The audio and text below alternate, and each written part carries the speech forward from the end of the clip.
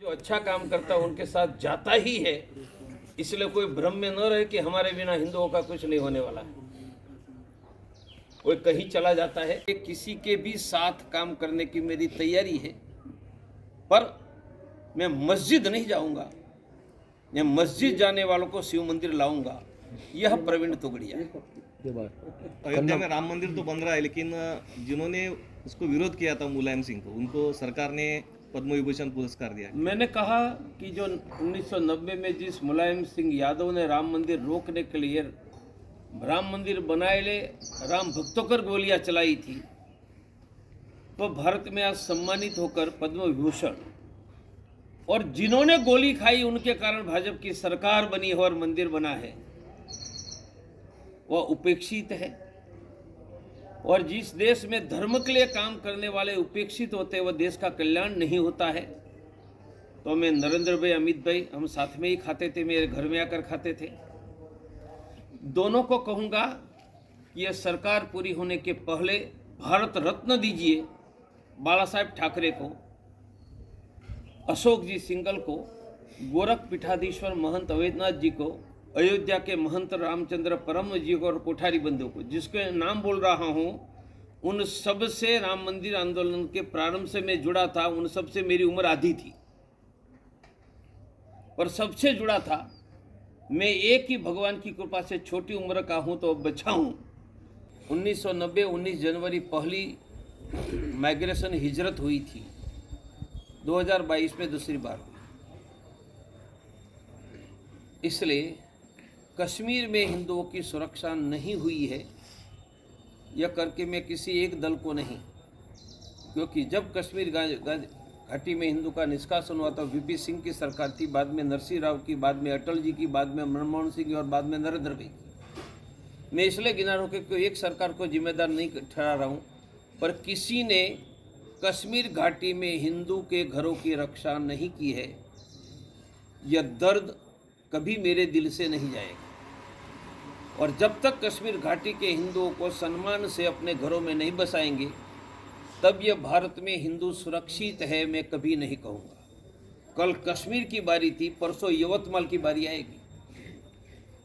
उमेश कोले का क्या हुआ? कश्मीरी बन रहा है ना। आरएसएस के परम पूजनीय सरसंघ चालक है, मैंने आरएसएस के परम पूजनीय सरसंघ चालक कहा। उन पर करोड़ों स्वयंसेवकों की श्रद्धा है, पूरे हिंदू समाज की श्रद्धा ऐसा नहीं, स्वयंसेवकों की श्रद्धा है। मैं कहूंगा कि हिंदुओं को जातियों में बांटने का काम कम से कम अब कोई न करे। राम मंदिर में लड़ने में ब्राह्मण भी था, ठाकुर मराठे भी थे, सैनी माली शेड्यूल कास्ट, यूपी में मौर्य कुशवाहा थे। तो हिंदू एक हो चुका है। अब पुरानी बातें उखेड़कर हम जातियों में न बांटे, हम इतना ही कहें, हम एक है, एक रहेंगे, किसी को अन्याय नहीं होने देंगे, किसी को भूखे नहीं रहने देंगे, किसी को बिना डॉक्टर नहीं रहने देंगे, और किसी भी जाति के हिंदू पर अन्याय अत्याचार नहीं होने देंगे। हम मिलकर इतना वचन दे, उनके पुरखों ने यह किया है, उनके पुरखों ने यह किया है, यह इतिहास मुझे लगता है बोलना बंद कर देना चाहिए। यह बोलना भी हिंदुओं को जातियों में विभाजित करने का इनडायरेक्ट काम है। हम जातियों में हिंदू विभाजित नहीं है, हम एक हैं। इसलिए है राम मंदिर बना और भाजपा की सत्ता है। हिंदुओं का विरोध करने वाले हिंदुओं का विरोध करते हैं, वह किसी मुल्ला मौलवी का विरोध करने गए, क्रिश्चियन पादरी का विरोध करने गए, श्रद्धा अंधश्रद्धा की बात करते हैं, तो किसी के वहाँ क्लेम किया कि हमारे उड़ते हुए घोड़े पर स्वर्ग में जाकर वापस आए थे, उनसे प्रूफ मांगी, नहीं मांगी उनके। तो पहले उनकी प्रूफ मांगो, उनके उड़ते हुए घोड़े पर कैसे उड़े थे, फिर हिंदुओं की करो। ये सब विरोध करने वाले हिंदू विरोधी, कल मेरा भी विरोध करेंगे। ये सच है, हमारा संगठन तो पूरी वर्ल्ड में है, और पाकिस्तान में हिंदुओं पर अत्याचार, कल भी मंदिर टूटे हैं, ये हो रहा है। नेहरू लियाकत खान पाकिस्तान बनने के बाद पहले वहाँ के प्राइम मिनिस्टर थे। दोनों के बाद एक लिखित करार हुआ, उसको नेहरू लियाकत पैक्ट या करार कहते हैं। यह करार में वादा हुआ था कि पाकिस्तान में हिंदुओं पर अत्याचार होगा तो भारत सरकार खड़ी होगी। It was a promise. तो मैं हमारे नरेंद्र भाई, अमित भाई को कहता हूं कि पाकिस्तान में हिंदुओं पर अत्याचार हो रहे हैं, वह रोकने के लिए दबाव बनाए। कैसे? पाकिस्तान में जिस नदियों का जल जाता है, अत्याचार नहीं तो उसको रोक दो। और फिर भी नहीं मानते हैं तो अग्नि आकाश मिसाइल यह हिंदुओं पर अत्याचार करने के लिए ही बनाई है। थोड़ी मिसाइल की स्विच दाब दो तो इंदिरा गांधी ने जैसे पाकिस्तान के 2 टुकड़े करके इतिहास में नाम अमर कर दिया, आप भी पाकिस्तान के 4 टुकड़े करके इतिहास में अपनी याद छोड़कर जाओ। हिंदुओं पर अत्याचार रोकने की जिम्मेदारी केंद्र सरकार की। नेहरू लियाकत करार के, मैं कॉन्स्टिट्यूशन कानून की बात कर रहा हूँ, मैं आरएसएस के आधार पर नहीं, नेहरू लियाकत करार के आधार पर आपकी लीगल रिस्पॉन्सिबिलिटी है। वहाँ जो गंगा यमुना सतलज सिंधु का पानी जा रहा है वो रोक दो।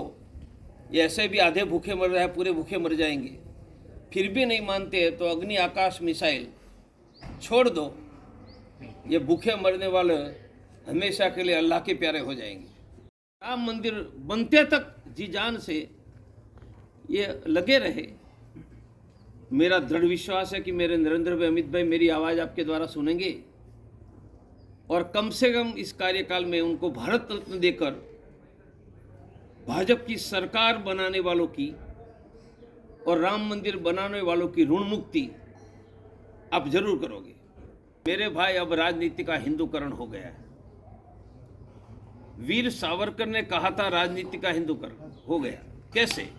राहुल गांधी जनोई दिखाकर कहता है मैं ही सच्चा पक्का हिंदू, और राहुल गांधी कहते हैं कि मेरे जय सिया राम सच्चे हैं, उनके जय श्री राम कच्चे हैं। तो हमारे योगी आदित्यनाथ कहते हैं मेरे जय श्री राम भी ही सच्चे हैं। तो अखिलेश यादव कहते हैं मैंने तो हनुमान जी का मंदिर बनाया था, भाजपा वालों ने बनाया तो दिखाओ। ममता बनर्जी कहती है मैं मंच पर खड़ी होकर चंडी पाठ करता हूं, या भाजपा वाले करके दिखाए। पर ममता बनर्जी ने चंडी पाठ किया था। और हमारा अरविंद भाई केजरीवाल तो कहता है कि नोटों पर गणेश लक्ष्मी। बोलो राजनीति का हिंदूकरण हो गया या नहीं? राजनीति का हिंदूकरण हो चुका है और उसमें गिलहरी का योगदान डॉक्टर प्रवीण तोगड़िया का भी है। मेरे भाजपा के अलावा सभी दलों से संबंध है। मेरी एक ही आग्रह है, आप हिंदुओं के खिलाफ कुछ काम नहीं करोगे। मैं बाकी कोई बात नहीं, मेरा काम करो ऐसा कि नहीं करता हूँ, मुझे गाड़ियाँ दो ऐसा नहीं करता हूँ। आप हिंदुओं के खिलाफ काम नहीं करोगे, ये मैं बात करता हूँ। प्राइवेट में कहते हैं कि डॉक्टर साहब नहीं करेंगे, वोटों के लिए स्टेटमेंट देते रहेंगे। मैंने कहा देते रहो, हमारे खिलाफ भी देते रहो।